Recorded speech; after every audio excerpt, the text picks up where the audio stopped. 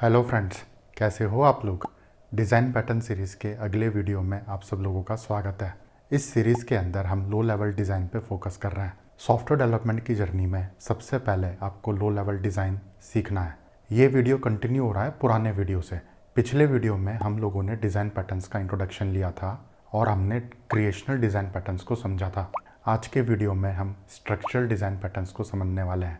अगर आपने पुराना वीडियो नहीं देखा है तो मैं ये रिकमेंड करूँगा आप एक बार जाके पुराना वीडियो चेकआउट कर लो। वीडियो का लिंक ऊपर या नीचे डिस्क्रिप्शन बॉक्स में मिल जाएगा। अब जो बंदे इस चैनल पे नए हैं उनको तो पता ही नहीं होगा यहाँ पे चल क्या रहा है। नमस्कार दोस्तों, मैं हूँ आपका दोस्त और होस्ट रितेश सांगवान। मुझे सॉफ्टवेयर की दुनिया में काम करते करते 10 साल से ज़्यादा एक्सपीरियंस है। इस चैनल के थ्रू मैं ये सारा का सारा एक्सपीरियंस आप लोगों के लिए लेके आया हूँ। कोडिंग की दुनिया में आप सब लोगों का स्वागत है। कोडिंग की दुनिया में हम यहाँ पे अपना एक जावा कोर्स कर रहे हैं। जावा कोर्स के अंदर हम फेज़ 2 के अंदर आ चुके हैं। फेज़ 2 के अंदर हम एडवांस कंसेप्ट्स के बारे में बात कर रहे हैं। डिज़ाइन पैटर्न्स जावा कोर्स का ही पार्ट है। मैं यहाँ पे जावा प्रोग्रामिंग लैंग्वेज यूज़ करने वाला हूँ और जैसा मैंने आपको बताया था इस सीरीज़ के अंदर आपको 4-5 वीडियो मिलने वाले हैं। बने रहिए चैनल के साथ। तो चलिए अब इस वीडियो को स्टार्ट करते हैं। सबसे पहले हम ये समझते हैं कि स्ट्रक्चरल डिज़ाइन पैटर्न्स होते क्या हैं। स्ट्रक्चरल डिज़ाइन पैटर्न्स कोड को बेटर तरीके से ऑर्गेनाइज करने में हेल्प करते हैं।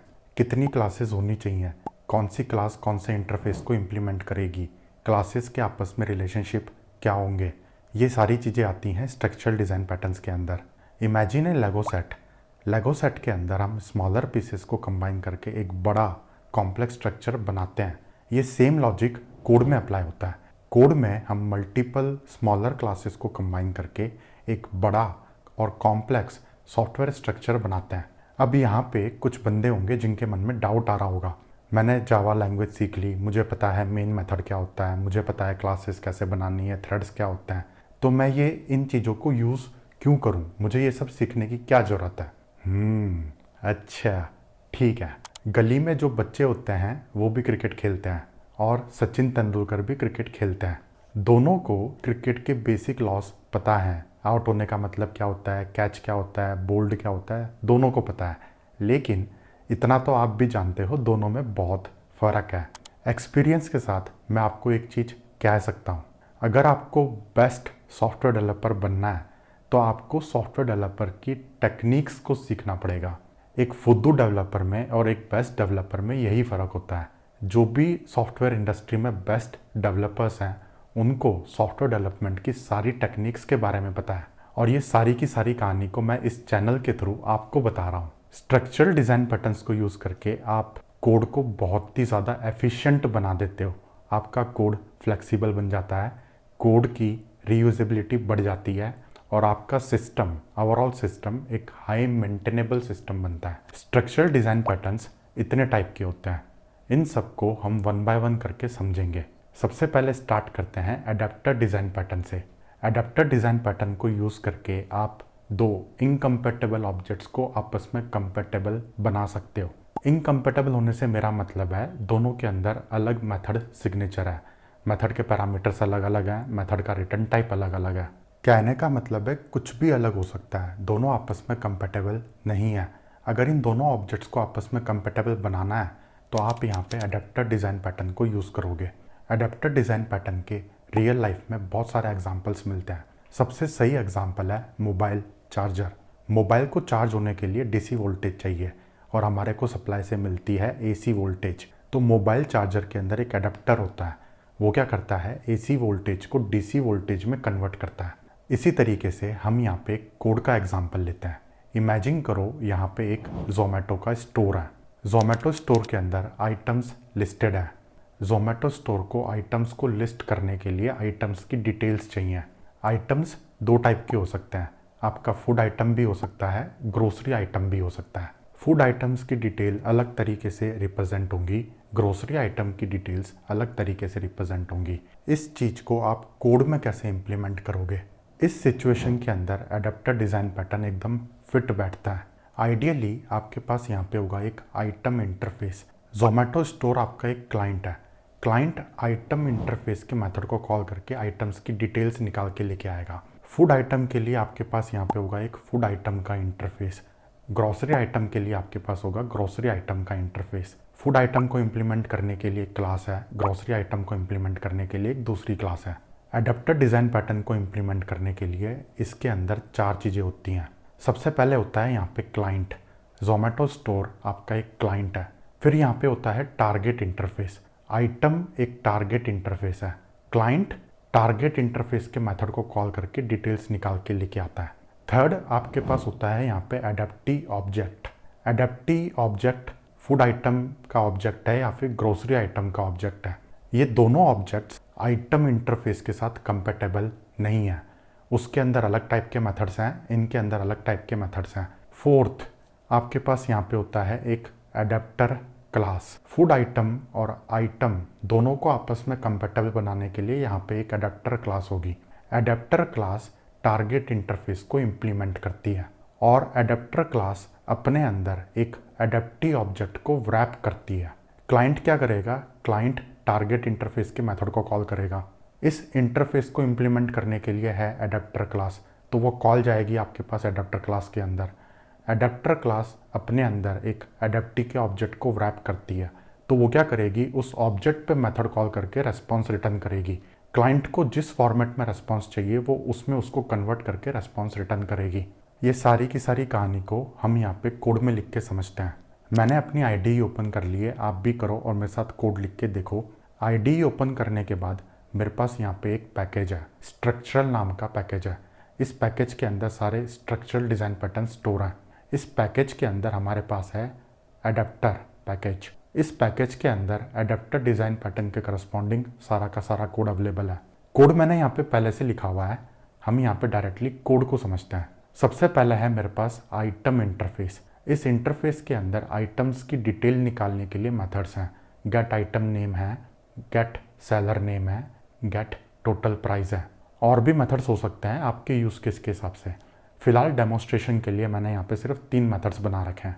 ये आपका है टारगेट इंटरफेस। फिर हमारे पास यहाँ पे है जोमेटो स्टोर नाम की क्लास। ये आपका क्लाइंट है। इसके अंदर हमारे पास एक इंस्टेंस वेरिएबल है लिस्ट ऑफ आइटम्स। इस लिस्ट के अंदर सारे के सारे आइटम्स स्टोर्ड हैं। फिर यहाँ पे 2 कंस्ट्रक्टर है, एक डिफ़ॉल्ट कंस्ट्रक्टर है और एक पैरामीटराइज्ड कंस्ट्रक्टर है। ये कंस्ट्रक्टर क्या करता है? आइटम की अरे लिस्ट को लेता है, दिस कीवर्ड यूज़ करके उसको इंस्टेंस वेरिएबल में असाइन कर देता है। फिर हमारे पास यहाँ पे एक मेथड है add item. Add item method को यूज़ करके हम आइटम्स को ऐड कर सकते हैं। फिर यहाँ पे एक दूसरा मेथड है रिमूव आइटम। इसको यूज़ करके आप आइटम्स को रिमूव कर सकते हो। और सबसे लास्ट में हमारे पास यहाँ पे एक मेथड है display all items.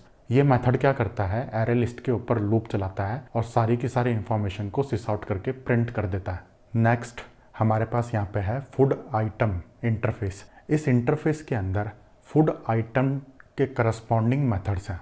Gate dish name नाम का एक मेथड है, गेट रेस्टोरेंट नाम का एक मेथड है, कैलकुलेट टोटल प्राइस नाम का एक मेथड है। इस इंटरफेस को इम्प्लीमेंट करने के लिए एक डिफ़ॉल्ट क्लास है, डिफ़ॉल्ट फूड आइटम। इस क्लास के अंदर मैं स्टैटिक डाटा रिटर्न कर रहा हूँ।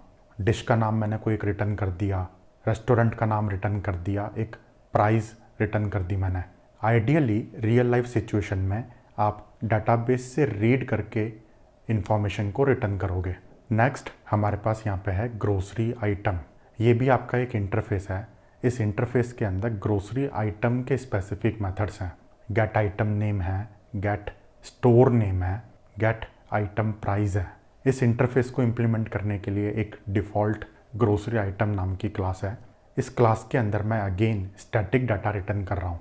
रियल लाइफ सिचुएशन में आप डाटाबेस से इंफॉर्मेशन रीड करके रिटर्न करोगे। तो अगर मैं आपको एनिमेशन से समझाऊँ तो अभी तक हमारे कोड का स्ट्रक्चर ये बना है। जोमेटो स्टोर एक क्लाइंट है, आइटम एक टारगेट इंटरफेस है। स्टोर क्या करता है? आइटम इंटरफेस पे मेथड्स को कॉल करके इंफॉर्मेशन निकाल के लेके आता है। फिर हमारे पास है फूड आइटम और ग्रोसरी आइटम। इन दोनों को इम्प्लीमेंट करने के लिए इनकी स्पेसिफिक क्लासेस हैं। तो जो फूड आइटम है वो आइटम के साथ कंपेटेबल नहीं है। ग्रोसरी आइटम जो है वो भी आइटम के साथ कंपेटेबल नहीं है। हम क्या चाहते हैं? हम इन दोनों को आपस में कंपेटेबल बनाना चाहते हैं। तो इसके लिए हम एडेप्टर डिज़ाइन पैटर्न को इम्प्लीमेंट करेंगे और उसको इम्प्लीमेंट करने के लिए सबसे पहले हमारे पास यहाँ पे एक क्लास है food item to item adapter. ये क्लास क्या करती है? ये क्लास आइटम इंटरफेस को इम्प्लीमेंट करती है। ये क्लास एक फूड आइटम के ऑब्जेक्ट को रैप करती है। ये आपका एक एडेप्टिव ऑब्जेक्ट है। फूड आइटम को आइटम से कंपेटेबल बनाने के लिए ये बीच में क्लास बना रखी है। यहाँ पे एक कंस्ट्रक्टर है, कंस्ट्रक्टर के अंदर फूड आइटम का एक पैरामीटर है। दिस कीवर्ड यूज़ करके मैंने उसको इंस्टेंस वेरिएबल में असाइन करा हुआ है। नेक्स्ट हमने यहाँ पे आइटम इंटरफेस के मेथड्स को इम्प्लीमेंट कर रखा है। मेथड के अंदर मैं क्या कर रहा हूँ, एडेप्टिव ऑब्जेक्ट के ऊपर मेथड कॉल करके वैल्यू को रिटर्न कर रहा हूँ। इसी तरीके से ग्रॉसरी आइटम और आइटम को आपस में कंपेटेबल बनाने के लिए हमारे पास grocery item to food item नाम की एक क्लास है। ये क्लास भी आइटम इंटरफेस को इम्प्लीमेंट करती है और इस क्लास के अंदर ग्रॉसरी आइटम नाम का एक एडेप्टिव ऑब्जेक्ट है। इसमें एक कंस्ट्रक्टर है। कंस्ट्रक्टर ग्रॉसरी आइटम टाइप के पैरामीटर को लेता है। दिस कीवर्ड यूज़ करके हमने उसको इंस्टेंस वेरिएबल में असाइन कर रखा है। फिर हमने यहाँ पे आइटम इंटरफेस के मेथड्स को इम्प्लीमेंट करा और मेथड इम्प्लीमेंटेशन में हम एडेप्टिव ऑब्जेक्ट के ऊपर मेथड कॉल करके वैल्यू को रिटर्न कर रहे हैं। मैं ये उम्मीद कर रहा हूँ कि आपको एनिमेशन देख के कोड का सारा स्ट्रक्चर समझ में आ रहा होगा और दोनों को आपस में कंपेटेबल बनाने के लिए बीच में हमारे पास एडेप्टर क्लास होती है। सबसे लास्ट में हमारे पास यहाँ पे एक ड्राइवर क्लास है। ड्राइवर क्लास के अंदर मेन मेथड है। इस मेथड के अंदर सबसे पहले हम जोमेटो स्टोर टाइप का एक ऑब्जेक्ट बनाते हैं। ऑब्जेक्ट बनाने के बाद मैं यहाँ पे ऐड आइटम मेथड को कॉल करता हूँ। मुझे आइटम्स को ऐड करना है स्टोर के अंदर। ऐड आइटम जो मेथड है ये आइटम टाइप के ऑब्जेक्ट को लेता है। तो हमने यहाँ पे एडेप्टर क्लास का ऑब्जेक्ट बना के उसको दे रखा है और उस क्लास के अंदर हमने यहाँ पे डिफ़ॉल्ट फूड आइटम टाइप का ऑब्जेक्ट बना के कंस्ट्रक्टर में दे रखा है। एडेप्टर क्लास अपने अंदर एक एडेप्टी के ऑब्जेक्ट को होल्ड करती है, तो वो हमने यहाँ पे कंस्ट्रक्टर आर्ग्यूमेंट में पास कर रखा है। इसी तरीके से हमने यहाँ पे एक ग्रॉसरी आइटम टाइप का भी ऑब्जेक्ट ऐड कर दिया है स्टोर के अंदर। सबसे लास्ट में मैं यहाँ पे मेथड कॉल कर रहा हूँ डिस्प्ले ऑल आइटम्स। अब हम प्रोग्राम को रन करते हैं। प्रोग्राम को रन करने के बाद आपको ये वाला आउटपुट दिख रहा है। फूड आइटम्स की जो भी डिटेल्स है यहाँ पे प्रिंट हो गई है। ग्रोसरी आइटम की जो भी डिटेल्स है यहाँ पे प्रिंट हो गई है। जोमेटो स्टोर ने आइटम इंटरफेस के ऊपर मेथड को कॉल करके इन्फॉर्मेशन निकाल के लेके आया। आइटम इंटरफेस को इम्प्लीमेंट करने के लिए अडेप्टर क्लास है। अडेप्टर क्लास क्या करती है, एडेप्टिव ऑब्जेक्ट के ऊपर मेथड कॉल करके इन्फॉर्मेशन निकाल के लेके आती है। अब हम आगे बढ़ते हैं। नेक्स्ट डिज़ाइन पैटर्न है facade design pattern. Facade design pattern को यूज़ करके आप किसी एक कॉम्प्लेक्स सिस्टम की कॉम्प्लेक्सिटी को क्लाइंट से हाइड करते हो और क्लाइंट को एक सिंपल एपीआई प्रोवाइड करते हो। In real life scenario imagine A car के अंदर बहुत सारे सब सिस्टम्स हैं। इंजन सिस्टम है, ट्रांसमिशन सिस्टम है, ब्रेकिंग सिस्टम है। यूज़र को अगर ट्रांसमिशन सिस्टम से इंटरेक्ट करना है तो वो गियर लीवर को यूज़ करेगा। गियर लीवर को ऊपर नीचे करके वो गियर्स को चेंज कर सकता है। ट्रांसमिशन सिस्टम वैसे तो एक कॉम्प्लेक्स सिस्टम है, इसके अंदर बहुत सारे मूविंग पार्ट्स होंगे, लेकिन अगर यूज़र को ट्रांसमिशन सिस्टम से इंटरेक्ट करना है तो यूज़र के पास एक बहुत ही सिंपल इंटरफेस अवेलेबल है गियर लीवर के फॉर्म में। ये सेम लॉजिक कोड में अप्लाई होता है। यहाँ पे आपके पास एक बहुत ही कॉम्प्लेक्स सिस्टम है। इसके अंदर कितनी भी क्लासेस हैं हमें नहीं पता, 8-10 क्लासेस हो सकती हैं। यहाँ पे आप थर्ड पार्टी लाइब्रेरीज को भी यूज़ कर सकते हो। इमेजिन करो यहाँ पे आपको वीडियो फाइल को कन्वर्ट करना है। वीडियो फाइल को कन्वर्ट करने के लिए यहाँ पे आप थर्ड पार्टी लाइब्रेरीज को यूज़ करोगे। हो सकता है एक से ज़्यादा लाइब्रेरी को यूज़ करना पड़े। कोड यहाँ पे बहुत ही कॉम्प्लेक्स होगा। और इधर है आपका क्लाइंट को सिर्फ वीडियो फाइल कन्वर्ट करने से मतलब है।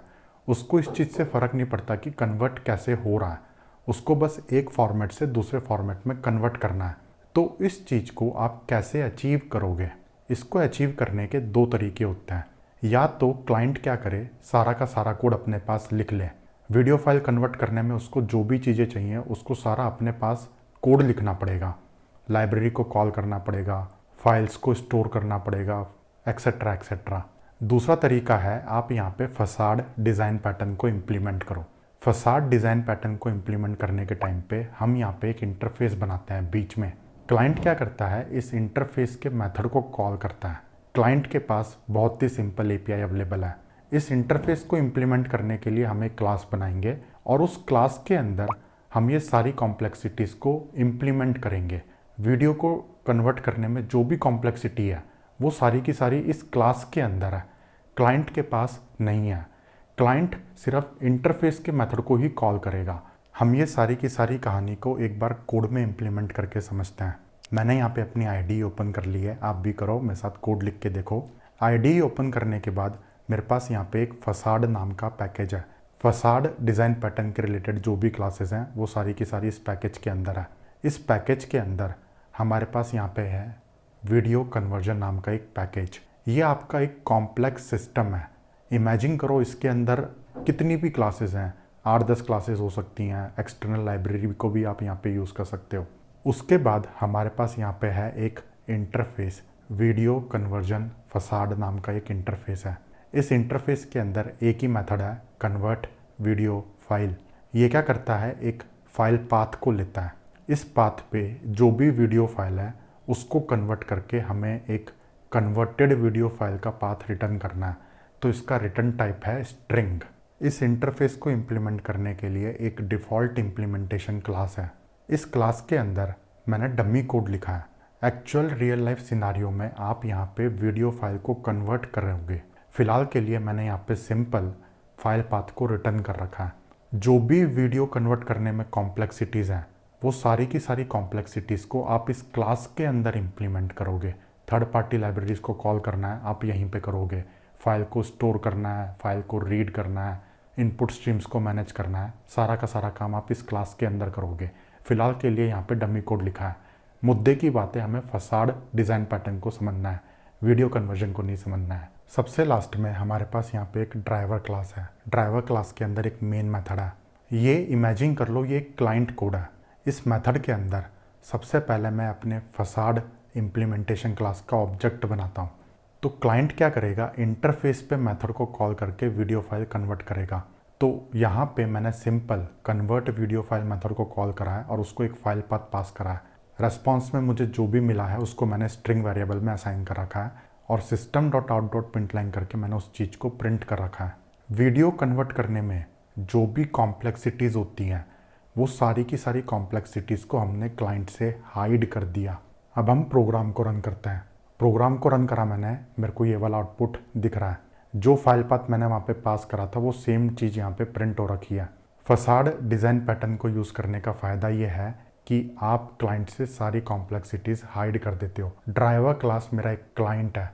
वीडियो कन्वर्ट करने में जो भी कॉम्प्लेक्सिटीज़ हैं वो सारी की सारी कॉम्प्लेक्सिटीज़ क्लाइंट को नहीं पता। क्लाइंट सिर्फ एक इंटरफेस पे मेथड को कॉल करके अपना काम निकालता है।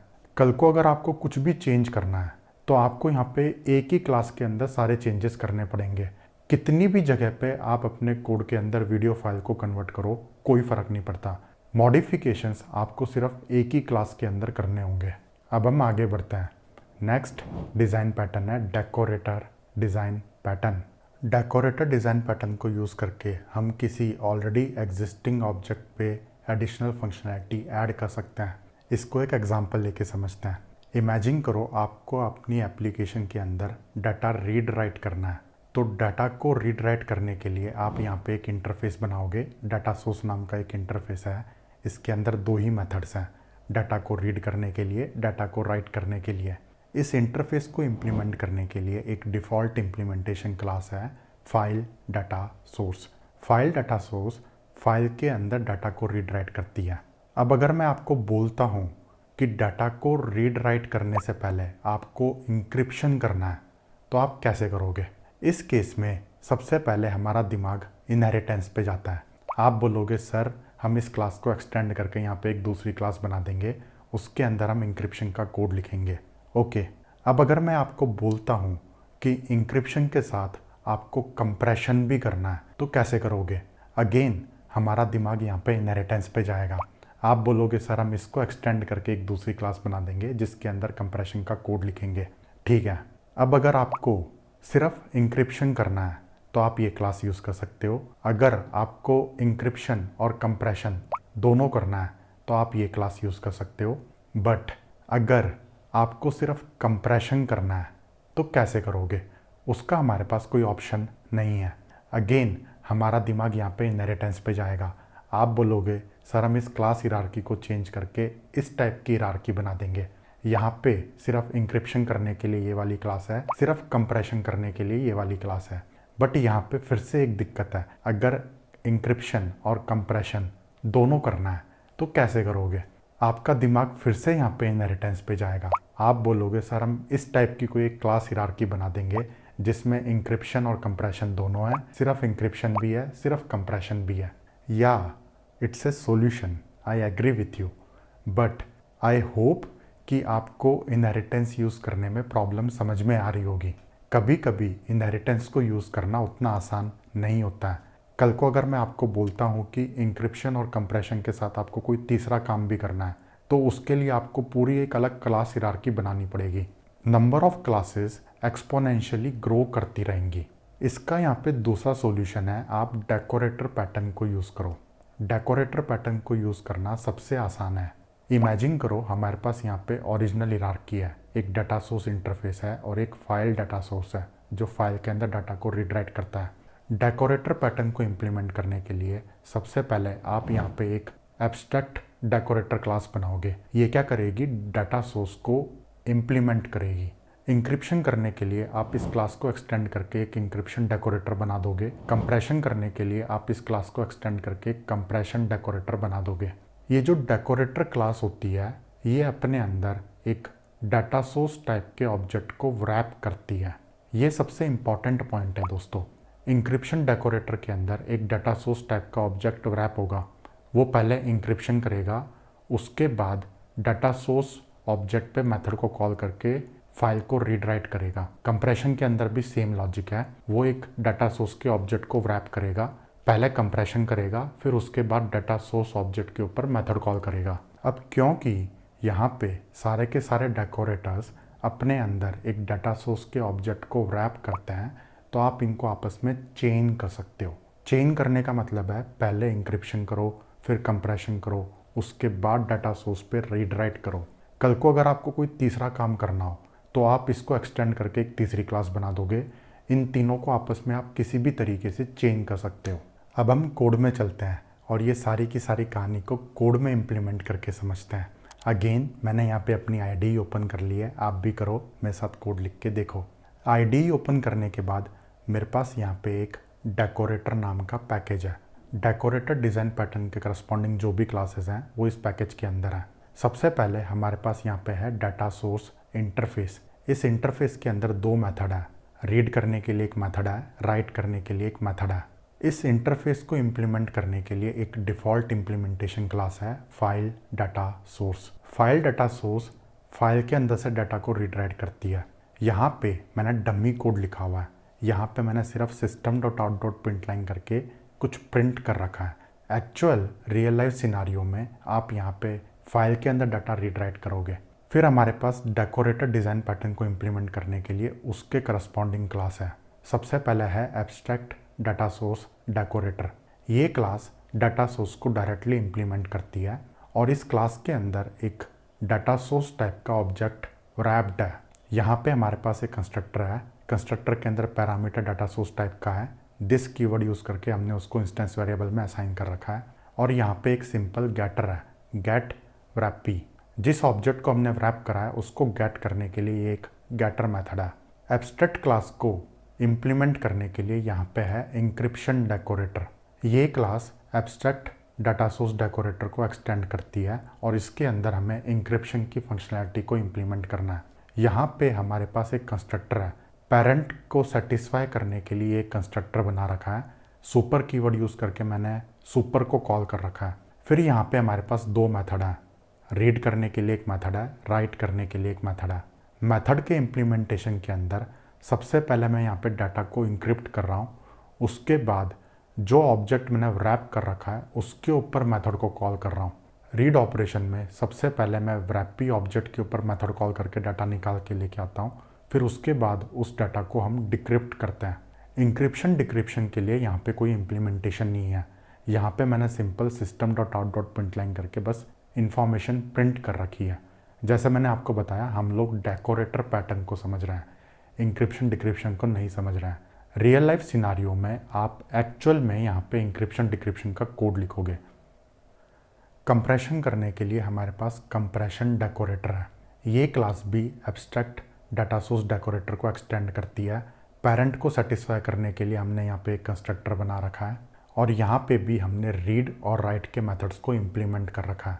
मेथड के अंदर मैं simple system dot out dot print line करके कंप्रेशन की इन्फॉर्मेशन प्रिंट कर रहा हूँ।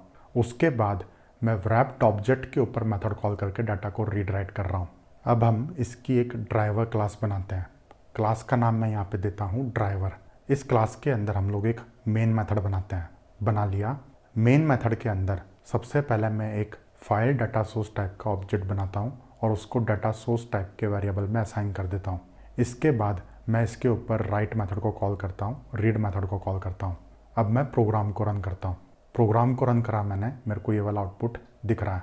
डाटा यहाँ पे राइट हो चुका है, डाटा यहाँ पे रीड हो चुका है। अगर आपको डायरेक्टली फाइल के अंदर डाटा को रीड राइट करना है तो आप इस तरीके से कर सकते हो। अब आप इमेजिन करो आपको इंक्रिप्शन करना है। पहले इंक्रिप्शन करना है, उसके बाद आपको डाटा को रीड राइट करना है। तो कैसे करोगे? हम यहाँ पे इंक्रिप्शन डेकोरेटर का एक ऑब्जेक्ट बनाते हैं। ऑब्जेक्ट बनाने के टाइम पे हमें इसको एक डाटा सोर्स देना है। ये अपने अंदर एक डाटा सोर्स के ऑब्जेक्ट को रैप करता है। तो हम यहाँ पे फाइल डाटा सोर्स का ऑब्जेक्ट इसको दे देते हैं। अब इस डेकोरेटर के ऊपर हम लोग रीड राइट मेथड को कॉल करते हैं। अब मैं वापस से प्रोग्राम को रन करता हूँ। प्रोग्राम को रन करा मैंने, मेरे को ये वाला आउटपुट दिख रहा है। यहाँ पे पहले इंक्रिप्शन हुआ है, उसके बाद डाटा राइट हुआ है। रीड करने के टाइम पे पहले यहाँ पे हमने डाटा रीड करा, उसके बाद उसको डिक्रिप्ट करा। अब अगर मैं आपको बोलता हूँ कि आपको सिर्फ कंप्रेशन करना है तो कैसे करोगे? अगेन हम यहाँ पे एक कंप्रेशन डेकोरेटर का ऑब्जेक्ट बनाते हैं। ऑब्जेक्ट बनाने के टाइम पे हम इसको एक फाइल डाटा सोर्स का ऑब्जेक्ट पास करते हैं। इसके बाद इस ऑब्जेक्ट के ऊपर हम लोग रीड राइट मेथड को कॉल करते हैं। अगेन अब मैं वापस से प्रोग्राम को रन करता हूँ। प्रोग्राम को रन करा मैंने, मेरे को ये वाला आउटपुट दिख रहा है। पहले हमारा कंप्रेशन हुआ, उसके बाद डाटा राइट हो गया। पहले डाटा रीड हुआ, उसके बाद डिकम्प्रेस हुआ और हमें डाटा मिल गया। अब अगर मैं आपको बोलता हूँ कि इंक्रिप्शन और कंप्रेशन दोनों करना है तो कैसे करोगे दोस्तों? यही यहाँ पे ट्रिकी पार्ट है। क्लास हिरार्की यूज़ करने में हमें यहाँ पे प्रॉब्लम फेस हो रही थी। डेकोरेटर पैटर्न इस चीज़ को बहुत ही आसानी से सॉल्व करता है। डेकोरेटर पैटर्न में जो भी डेकोरेटर्स होते हैं सभी के सभी डाटा सोर्स के ऑब्जेक्ट को रैप कर रहे हैं। तो हम यहाँ पे चेन कर सकते हैं। चेन कैसे करते हैं अभी समझते हैं। सबसे पहले मैं क्या करता हूँ, यहाँ पे एक इंक्रिप्शन डेकोरेटर का ऑब्जेक्ट बनाता हूँ। ऑब्जेक्ट बनाने के टाइम पे मुझे इसको एक डाटा सोर्स देना है, तो मैं यहाँ पे कंप्रेशन डेकोरेटर का ऑब्जेक्ट बना के इसको देता हूँ। और कंप्रेशन डेकोरेटर के अंदर मैंने यहाँ पे फाइल डाटा सोर्स को पास कर रखा है, क्योंकि सारे के सारे डेकोरेटर्स अपने अंदर डाटा सोर्स के ऑब्जेक्ट को रैप करते हैं। तो इंक्रिप्शन डेकोरेटर के अंदर एक डाटा सोर्स है जो कंप्रेशन डेकोरेटर टाइप का है, उसके अंदर एक डाटा सोर्स है जो फाइल डाटा सोर्स टाइप का है। तो ये चेन हो गया दोस्तों। इंक्रिप्शन कंप्रेशन वाले को कॉल करेगा, कंप्रेशन वाला फाइल डाटा सोर्स को कॉल करेगा। इस ऑब्जेक्ट के ऊपर हम लोग रीड राइट के मेथड को कॉल करते हैं। अब मैं वापस से प्रोग्राम को रन करता हूँ। प्रोग्राम को रन करा मैंने, मेरे को ये वाला आउटपुट दिख रहा है। पहले यहाँ पे इंक्रिप्शन हुआ, फिर कंप्रेशन हुआ, डाटा राइट हो गया। उसके बाद डाटा रीड होने के टाइम पे सबसे पहले डाटा रीड हुआ, फिर डीकम्प्रेशन हुआ, फिर डी इंक्रिप्शन हुआ और हमें यहाँ पे डाटा मिल गया। दोस्तों मुझे उम्मीद है आपको डेकोरेटर पैटर्न समझ में आया होगा। डेकोरेटर पैटर्न आप कब यूज़ करोगे? डेकोरेटर पैटर्न को आप तब यूज़ करना जब आपको एग्जिस्टिंग ऑब्जेक्ट पे कुछ एडिशनल फंक्शनैलिटी ऐड करनी है। हमारे पास यहाँ पे एग्जिस्टिंग ऑब्जेक्ट है file data source. File data source के ऊपर हमने इंक्रिप्शन और कंप्रेशन की फंक्शनैलिटी को ऐड कर रखा है।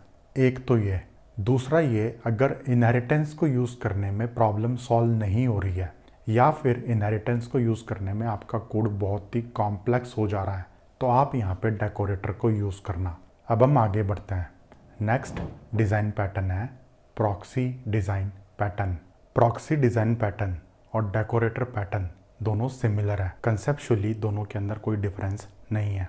प्रॉक्सी डिज़ाइन पैटर्न को हम तब यूज़ करते हैं जब हमें रियल ऑब्जेक्ट की जगह पे एक सब्सटीट्यूट या प्लेस होल्डर ऑब्जेक्ट देना होता है।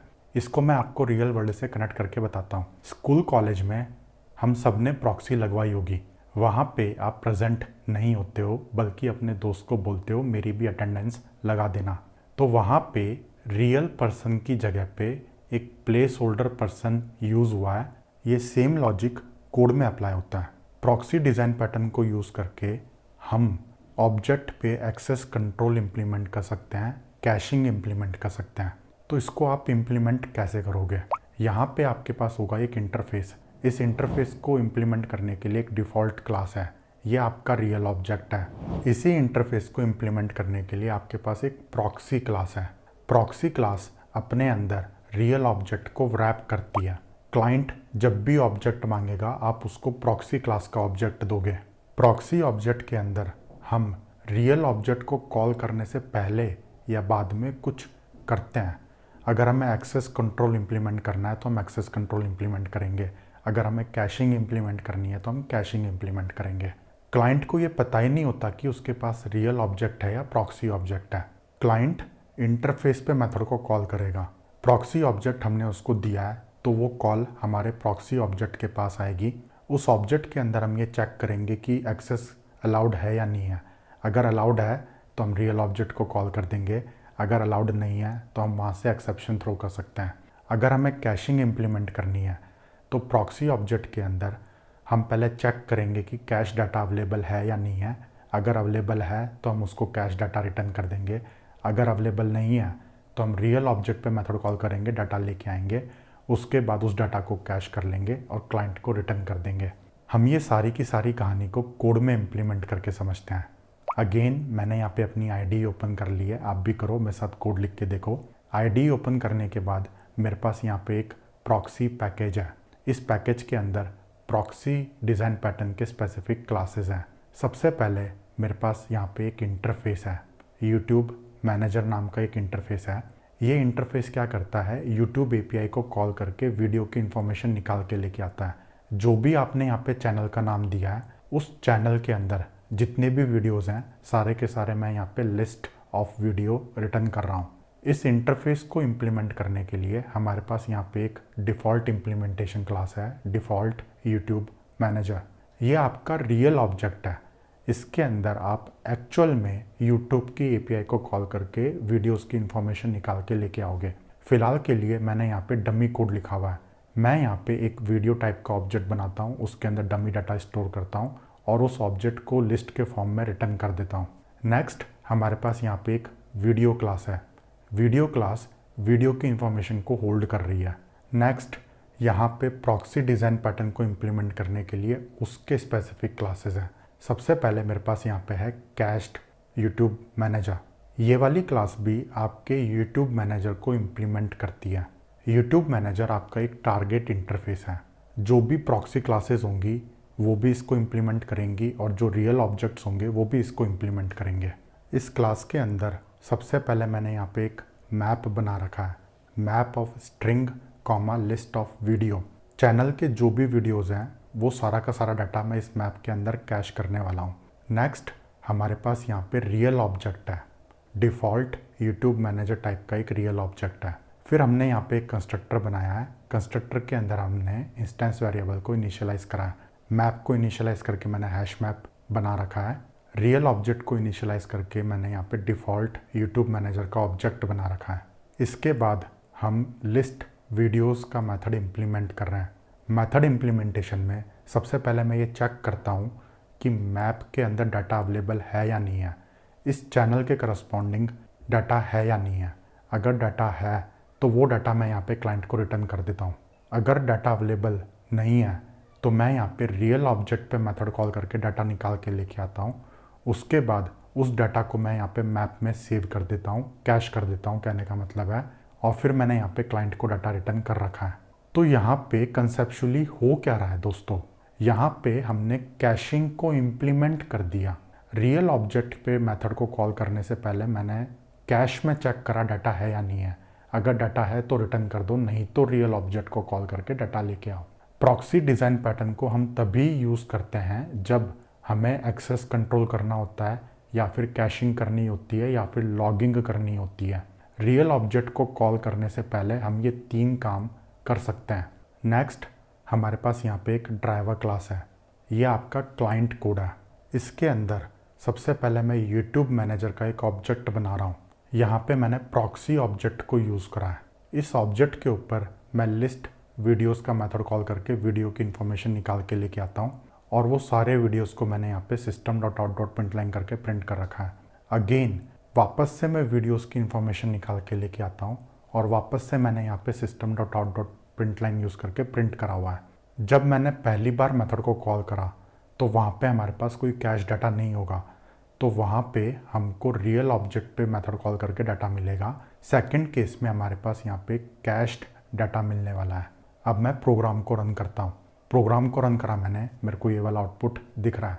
आउटपुट देख के आपको यहाँ पे समझ में आ रहा है कि सबसे पहले रियल ऑब्जेक्ट पे मेथड कॉल हुआ, वीडियो की इन्फॉर्मेशन निकल के लेके आई। सेकंड टाइम जब हमने मेथड कॉल करा तो वो कैश में से डाटा को रीड करके इन्फॉर्मेशन रिटर्न कर रहा है। अब जैसे मैंने आपको बताया, प्रॉक्सी पैटर्न और डेकोरेटर पैटर्न दोनों सिमिलर है, लेकिन दोनों के अंदर एक हल्का सा फ़र्क होता है। हम उस डिफरेंस को समझते हैं। सबसे पहला डिफरेंस है आप किस पर्पस के लिए डिज़ाइन पैटर्न को यूज़ कर रहे हो। अगर आपको ऑब्जेक्ट के ऊपर कुछ एडिशनल फंक्शनैलिटी को ऐड करना है तो आप डेकोरेटर पैटर्न यूज़ करोगे। अगर आपको कैशिंग, एक्सेस कंट्रोल या लॉगिंग को इम्प्लीमेंट करना है तो आप प्रॉक्सी पैटर्न को यूज़ करोगे। डेकोरेटर पैटर्न में हम हमेशा रैप्ड ऑब्जेक्ट को एज ए रेफरेंस पास करते हैं, जैसे कि यहाँ पे हमने कंस्ट्रक्टर में पास कर रखा है। प्रॉक्सी पैटर्न के अंदर इस तरीके से ऑब्जेक्ट को कंस्ट्रक्टर में पास नहीं किया जाता है। जब हमने यहाँ पे कैश्ड यूट्यूब मैनेजर बनाया था तो उसके कंस्ट्रक्टर में हमने कोई एक ऑब्जेक्ट को नहीं लिया था। प्रॉक्सी ऑब्जेक्ट खुद अपने आप ही रियल ऑब्जेक्ट बनाता है। यहाँ पे हमने खुद न्यू कीवर्ड का यूज़ करके रियल ऑब्जेक्ट को बना रखा है। डेकोरेटर पैटर्न के अंदर हम उसको रेफरेंस की तरह पास करते हैं। डेकोरेटर पैटर्न को आप चेन कर सकते हो। हमने इंक्रिप्शन और कंप्रेशन दोनों को एक साथ चेन कर रखा था। प्रॉक्सी पैटर्न के अंदर चेनिंग नहीं होती है। यहाँ पे कंस्ट्रक्टर के अंदर कोई आर्ग्यूमेंट ही नहीं है तो आप उसको चेन नहीं कर पाओगे। प्रॉक्सी पैटर्न के अंदर मोस्ट ऑफ द टाइम आपको पता होता है आपके रियल ऑब्जेक्ट का टाइप क्या है। जैसे हमें यहाँ पे पता है हमारे ऑब्जेक्ट का टाइप है default YouTube manager. Decorator pattern के अंदर ये इन्फॉर्मेशन हमारे पास नहीं होती है। डेकोरेटर पैटर्न के अंदर हमने उसके पेरेंट टाइप को यूज़ करा है, हमने इंटरफेस टाइप के ऑब्जेक्ट को रैप कर रखा है।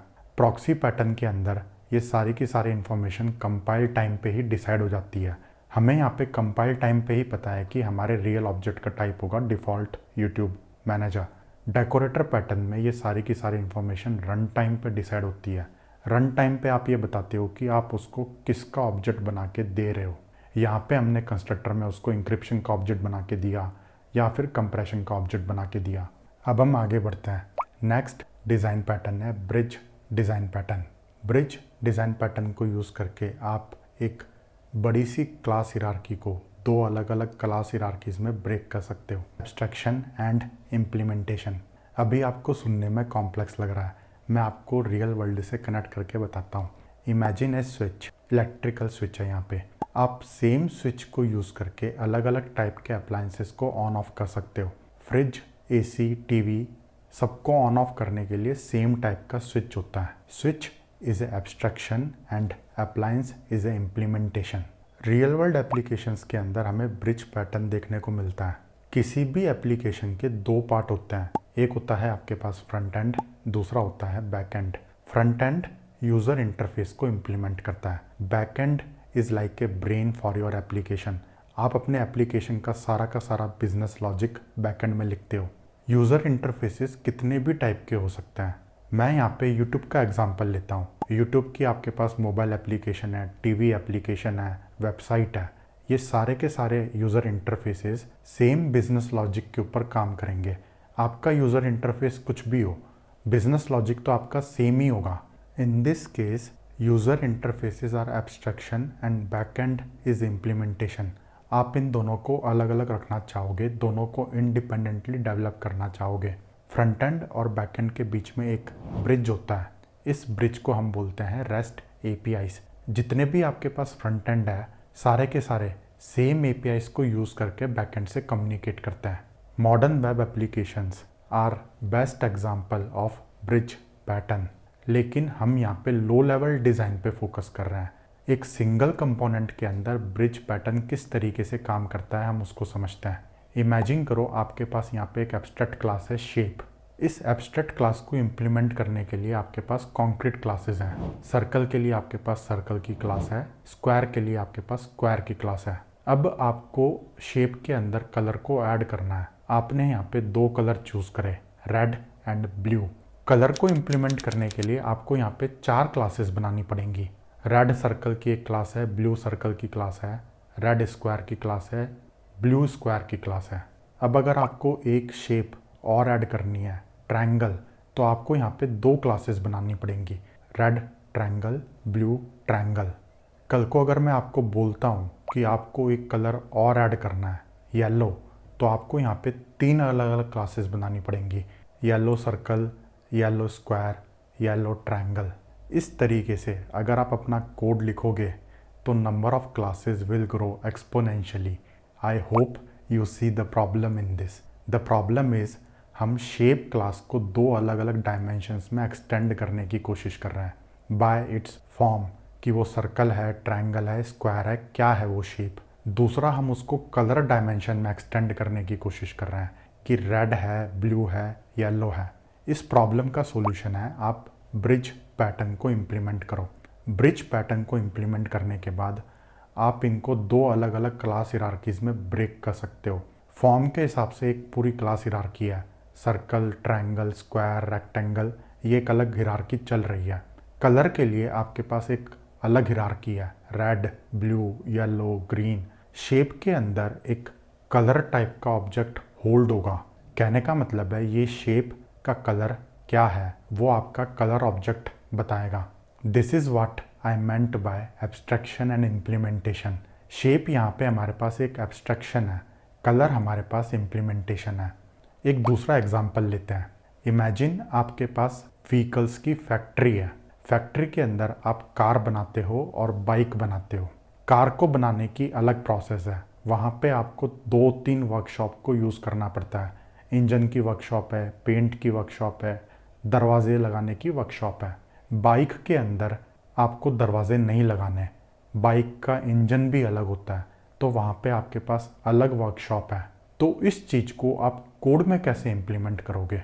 अगेन, अगर आप यहाँ पे सिंगल क्लास हिरार्की को यूज़ करोगे तो आपको डिफ़िकल्टी होने वाली है। आपको इस लॉजिक को 2 अलग अलग क्लास हिरार्कीज़ में ब्रेक करना पड़ेगा। व्हीकल के हिसाब से आपको ब्रेक करना पड़ेगा, कार है, बाइक है, ट्रक है, क्या है। वर्कशॉप के हिसाब से आपको ब्रेक करना पड़ेगा। Vehicle is a abstraction, workshop is a implementation. कोई भी व्हीकल मल्टीपल वर्कशॉप में 1 बाय 1 करके जाके फाइनल प्रोडक्ट हमारे को तैयार होके मिलता है। ये सेम कहानी को हम एक बार कोड में लिख के समझते हैं। मैंने यहाँ पे अपनी आईडी ओपन कर ली है, आप भी करो, मेरे साथ कोड लिख के देखो। आईडी ओपन करने के बाद मेरे पास यहाँ पे एक ब्रिज नाम का पैकेज है। इस पैकेज के अंदर ब्रिज पैटर्न के स्पेसिफिक क्लासेस हैं। सबसे पहले मेरे पास एक वर्कशॉप इंटरफेस है। इस इंटरफेस के अंदर एक ही मेथड है, वर्क। जो भी अलग अलग वर्कशॉप है वो इस मेथड को इम्प्लीमेंट करेंगी। कार इंजन के लिए मेरे पास एक क्लास है, कार इंजन वर्कशॉप। ये आपके कार के इंजन पे काम करती है। यहाँ पे मैंने डमी कोड लिख के सिस आउट करा हुआ है, बट आप इमेजिन कर सकते हो रियल लाइफ सिचुएशन में कैसे काम करेगा ये। कार के पेंटिंग पे काम करने के लिए मेरे पास है कार पेंट वर्कशॉप। इसके अंदर भी मैंने सिंपल सिस आउट करके लिखा हुआ है, कोई डमी कोड। कार के दरवाजे पे काम करने के लिए मेरे पास है कार डोर वर्कशॉप। ये गाड़ी के दरवाजे पे काम करती है ये वर्कशॉप। बाइक पे काम करने के लिए मेरे पास बाइक के स्पेसिफिक क्लासेस हैं। बाइक इंजन वर्कशॉप है जो बाइक के इंजन पे काम करती है। बाइक पेंट वर्कशॉप है जो बाइक के पेंट पे काम करती है। ये जितनी भी वर्कशॉप की क्लासेस हैं ये सिंगल वर्कशॉप इंटरफेस को इम्प्लीमेंट करती हैं। ओके, ये आपका हो गया इम्प्लीमेंटेशन। अब हम यहाँ पे अपने एब्स्ट्रैक्शन को डिफाइन करते हैं। मेरे पास यहाँ पे व्हीकल नाम की एक एब्स्ट्रैक्ट क्लास है। ये आपके व्हीकल को दिखाता है, आपके पास कौन से टाइप की व्हीकल है। एब्स्ट्रैक्ट क्लास के अंदर हमने कॉमन कोड लिखा हुआ है। व्हीकल क्लास के अंदर मेरे पास एक इंस्टेंस वेरिएबल है लिस्ट ऑफ वर्कशॉप। इस व्हीकल पे काम करने के लिए जो भी वर्कशॉप की ज़रूरत है वो सारे के सारे इस वेरिएबल के अंदर स्टोर होंगे। फिर हमारे पास यहाँ पे एक कंस्ट्रक्टर है। कंस्ट्रक्टर लिस्ट ऑफ वर्कशॉप को लेता है, दिस कीवर्ड यूज़ करके उसको इंस्टेंस वेरिएबल में असाइन कर देता है। नेक्स्ट हमारे पास यहाँ पे एक एब्स्ट्रैक्ट मेथड है मैन्युफैक्चर। ये एक एब्स्ट्रैक्ट मेथड है, जो भी कॉन्क्रीट क्लासेस होंगी वो इस मेथड को इम्प्लीमेंट करेंगी। कार अपने हिसाब से कार बनाएगी, बाइक अपने हिसाब से बाइक बनाएगी। फिर हमारे पास यहाँ पे एक गेटर है, गेट वर्कशॉप्स। जो भी इंस्टेंस वेरिएबल है उसको गेट करने के लिए गेटर बना रखा है। व्हीकल क्लास को इम्प्लीमेंट करने के लिए कॉन्क्रीट क्लास है। मेरे पास यहाँ पे कार नाम की क्लास है। ये कार टाइप के व्हीकल को दिखाती है। इसके अंदर मेरे पास एक कंस्ट्रक्टर है। पेरेंट को सेटिस्फाई करने के लिए कंस्ट्रक्टर है। सुपर को कॉल करके मैंने आर्ग्यूमेंट को सुपर को पास कर रखा है। फिर हमने यहाँ पे मैन्युफैक्चर मेथड को इम्प्लीमेंट करा है। ये एक इम्पॉर्टेंट स्टेप है। इस मेथड के अंदर सबसे पहले तो मैं सिस आउट करके लिख रहा हूँ कि कार मैन्युफैक्चरिंग प्रोसेस स्टार्टेड। फिर उसके बाद जितनी भी वर्कशॉप हैं सभी वर्कशॉप के ऊपर मैं लूप चला रहा हूँ। लूप चलाने के बाद मैं वर्कशॉप के ऑब्जेक्ट के ऊपर वर्क मेथड को कॉल करता हूँ और सबसे लास्ट में मैंने लिखा हुआ है कार मैन्युफैक्चरिंग प्रोसेस कंप्लीट। इसी तरीके से हमारे पास यहाँ पे एक बाइक क्लास है। बाइक क्लास भी व्हीकल क्लास को एक्सटेंड करती है। ये आपके बाइक को दिखाता है। इसके अंदर भी पेरेंट को सेटिस्फाई करने के लिए एक कंस्ट्रक्टर है। ये कंस्ट्रक्टर लिस्ट ऑफ वर्कशॉप लेता है, सुपर कॉल करके पेरेंट को पास कर देता है। हमने यहाँ पे कंस्ट्रक्टर इसलिए बनाया है, कार अलग अलग वर्कशॉप के हिसाब से काम करेगी, बाइक अलग अलग वर्कशॉप के हिसाब से काम करेगी। तो जो व्हीकल को जो वर्कशॉप चाहिए वो उसको कंस्ट्रक्टर में पास करना पड़ेगा। फिर हमने यहाँ पे मैन्युफैक्चर मेथड को इम्प्लीमेंट करा है। इसके अंदर भी सेम, सबसे पहले मैं सिस आउट करके लिख रहा हूँ बाइक मैन्युफैक्चरिंग प्रोसेस स्टार्टेड। फिर मैंने वर्कशॉप के लिस्ट के ऊपर लूप चलाया और हर एक ऑब्जेक्ट के ऊपर मैंने वर्क मेथड को कॉल कर रखा है। और सबसे लास्ट में मैंने यहाँ पे लिखा हुआ है बाइक मैन्युफैक्चरिंग प्रोसेस कंप्लीट। यहाँ तक आते आते हमने ब्रिज पैटर्न को इम्प्लीमेंट कर लिया। एक बार मैं आप लोगों के लिए समराइज करता हूँ। सबसे पहले मेरे पास है व्हीकल, एक एब्स्ट्रैक्ट क्लास। कार के हिसाब से कार की क्लास है, बाइक के हिसाब से बाइक की क्लास है। व्हीकल को मैन्युफैक्चर करने के लिए अलग अलग वर्कशॉप की नीड है, तो हमारे पास यहाँ पे एक वर्कशॉप इंटरफेस है। इस इंटरफेस को इम्प्लीमेंट करने के लिए मल्टीपल क्लासेस हैं। कार वर्कशॉप की कुछ क्लास है, बाइक वर्कशॉप की कुछ क्लास है। कार में हो सकता है आपको 3 वर्कशॉप की ज़रूरत पड़े, बाइक में आपको 2 ही वर्कशॉप की ज़रूरत पड़े। तो हर एक व्हीकल अपने अंदर एक लिस्ट ऑफ वर्कशॉप को स्टोर करता है। कार के अंदर जो भी वर्कशॉप की नीड है वो उसके पास इंफॉर्मेशन है, बाइक के अंदर जो भी वर्कशॉप की नीड है वो उसके पास इंफॉर्मेशन है। तो हमने यहाँ पे एक कॉम्प्लेक्स क्लास हिरार्की को 2 अलग अलग हिरार्कीज में ब्रेक कर दिया। एक हमारे पास व्हीकल की हिरार्की है, एक हमारे पास वर्कशॉप की हिरार्की है। व्हीकल अपने अंदर वर्कशॉप का रेफरेंस होल्ड करता है। नेक्स्ट हमारे पास यहाँ पे एक ड्राइवर क्लास है। ड्राइवर क्लास क्लाइंट कोड की तरह है। इसके अंदर हमारे पास मेन मेथड है। मेन मेथड के अंदर मैंने लिस्ट ऑफ वर्कशॉप बनाया, कार वर्कशॉप्स, और यहाँ पे मैंने 3 ऑब्जेक्ट पास कर रखे हैं, car engine, car door, car paint. Car को मैन्युफैक्चर करने के लिए 3 वर्कशॉप की ज़रूरत है, वो मैंने यहाँ पे लिस्ट बना दी। इसी तरीके से बाइक को मैन्युफैक्चर करने के लिए जो भी वर्कशॉप की ज़रूरत है उसके लिए मैंने यहाँ पे लिस्ट बना दी, बाइक इंजन, बाइक पेंट। फिर मैंने यहाँ पे एक व्हीकल टाइप का ऑब्जेक्ट बनाया जो कार को दिखाता है। तो न्यू कार करके मैंने कार के ऑब्जेक्ट को इंस्टेंशिएट किया और उसके अंदर कार की वर्कशॉप को पास कर दिया। फिर मैंने यहाँ पे बाइक का ऑब्जेक्ट बनाया और उसके अंदर बाइक की वर्कशॉप को पास कर दिया। दोनों ऑब्जेक्ट के ऊपर मैं यहाँ पे मैन्युफैक्चर मेथड को कॉल कर रहा हूँ। अब मैं प्रोग्राम को रन करता हूँ। प्रोग्राम को रन किया मैंने, मेरे को ये वाला आउटपुट दिख रहा है। कार मैन्युफैक्चरिंग प्रोसेस स्टार्ट हो गई, कार के इंजन पे काम हो गया, कार के दरवाज़ों पे काम हो गया, सबसे लास्ट में कार पे पेंट हो गया, उसके बाद कार मैन्युफैक्चरिंग प्रोसेस कंप्लीट हो गई। इसी तरीके से बाइक की मैन्युफैक्चरिंग प्रोसेस स्टार्ट हो गई, बाइक के इंजन पे काम हो गया, बाइक पे पेंटिंग हो गई, उसके बाद बाइक मैन्युफैक्चरिंग प्रोसेस कंप्लीट हो गई। दोस्तों, इस तरीके से हम ब्रिज पैटर्न को इम्प्लीमेंट करते हैं।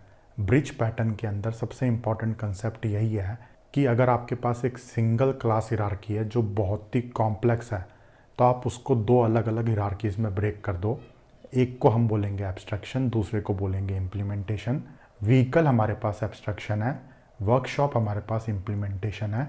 व्हीकल को बनाने के लिए वर्कशॉप की ज़रूरत है, तो व्हीकल अपने अंदर वर्कशॉप के ऑब्जेक्ट्स को होल्ड करेगी। अगर इसको लेके कोई भी डाउट है गाइस, तो आप नीचे कमेंट सेक्शन में पोस्ट करना। अब हम आगे बढ़ते हैं। नेक्स्ट डिज़ाइन पैटर्न है composite design pattern. Composite design pattern को यूज़ करके आप अपने ऑब्जेक्ट्स को ट्री लाइक स्ट्रक्चर में फिट कर सकते हो। इस पैटर्न को यूज़ करके आप सिंगल ऑब्जेक्ट को और ग्रुप ऑफ ऑब्जेक्ट्स को सेम तरीके से ट्रीट कर सकते हो। इसको एक एग्जांपल लेके समझते हैं। इमेजिन ए ड्राइंग। ड्राइंग एक कॉम्प्लेक्स स्ट्रक्चर है। इसके अंदर इंडिविजुअल स्मॉलर पीसेस होंगे। सर्कल होगा आपके पास, ट्रायंगल होगा, रेक्टेंगल होगा। ड्राइंग जो है, ड्राइंग मल्टीपल शेप से मिलके बनी हुई है। तो ड्राइंग इज बेसिकली एक composite of individual smaller objects. अगर आप किसी ड्राइंग के अंदर कलर फिल करते हो तो सारे के सारे स्मॉलर पीसेस के अंदर सेम कलर फिल होना चाहिए। अब आपको इस चीज़ को कोड में लिखना है, तो कैसे लिखोगे? इमेजिन करो आपको क्लाइंट को कलर फिल करने की फंक्शनैलिटी देनी है। क्लाइंट को पूरी ड्राइंग के अंदर भी कलर फिल करना है और इंडिविजुअल शेप के अंदर भी कलर फिल करना है। कलर फिल करने के केस में आपको ड्राइंग को और स्मॉलर ऑब्जेक्ट्स को सेम तरीके से ट्रीट करना है। इसका सबसे बेस्ट सॉल्यूशन होता है आप कंपोजिट पैटर्न को यूज़ करो। कंपोजिट पैटर्न को इम्प्लीमेंट करने के लिए हमारे पास 3 चीज़ें होती हैं। सबसे पहले होता है आपके पास बेस कंपोनेंट। ये आपका इंटरफेस भी हो सकता है, एब्स्ट्रैक्ट क्लास भी हो सकती है। ड्राइंग वाले एग्जाम्पल में हमारे पास बेस कंपोनेंट होगा शेप। शेप के अंदर एक ही मेथड होगा फिल कलर। सेकंड, हमारे पास यहाँ पे लीव्स होती हैं। जैसे पेड़ की पत्तियाँ होती हैं उसी तरीके से हमारे पास लीव्स ऑब्जेक्ट होते हैं। हमारे केस में हम सर्कल, ट्रायंगल, रेक्टेंगल, ये जो भी ऑब्जेक्ट्स हैं ये लीव्स ऑब्जेक्ट हैं। ये शेप इंटरफेस को इम्प्लीमेंट करेंगे। थर्ड, आपके पास होता है एक कंपोजिट ऑब्जेक्ट। हमारे केस में कंपोजिट ऑब्जेक्ट है ड्राइंग। ड्राइंग के अंदर एक लिस्ट ऑफ शेप होगा। ड्राइंग के अंदर सर्कल हो सकता है, रेक्टेंगल, स्क्वायर, कुछ भी हो सकता है। तो उस ड्राइंग के अंदर जो भी स्मॉलर कंपोनेंट्स हैं वो आप उस लिस्ट के अंदर स्टोर करोगे। क्लाइंट के पास अगर ड्राइंग का ऑब्जेक्ट है तो भी वो फिल कलर मेथड को कॉल करके कलर फिल कर सकता है। अगर उसके पास इंडिविजुअल ऑब्जेक्ट है जैसे कि सर्कल का या स्क्वायर का, तो भी वो फिल कलर मेथड को यूज़ करके कलर फिल कर सकता है। क्लाइंट के लिए ये दोनों चीज़ें सेम है, चाहे ड्राइंग हो चाहे इंडिविजुअल शेप्स हो। लेकिन हमने इस तरीके से स्ट्रक्चर बना रखा है कि हमने ग्रुप ऑफ ऑब्जेक्ट्स को एक ट्री में फिट कर दिया। ड्राइंग हमारा कंपोजिट है, ये एक ट्री को दिखाता है। ट्री के अंदर जो भी स्मॉलर ऑब्जेक्ट्स हैं, जो भी लीव्स हैं, वो आपने list of shape instance variable में स्टोर कर दिया। हम ये सारी की सारी कहानी को कोड में लिख के समझते हैं, तब आपको ज़्यादा क्लैरिटी मिलेगी। मैंने यहाँ पे अपनी आईडी ओपन कर लिया है। आईडी ओपन करने के बाद मेरे पास यहाँ पे एक कंपोजिट पैकेज है। इस पैकेज के अंदर कंपोजिट डिज़ाइन पैटर्न के स्पेसिफिक क्लासेस हैं। सबसे पहले हमारे पास यहाँ पे शेप इंटरफेस है। ये आपका बेस कंपोनेंट है। इस इंटरफेस के अंदर एक ही मेथड है फिल कलर। शेप को इम्प्लीमेंट करने के लिए इंडिविजुअल ऑब्जेक्ट्स हैं।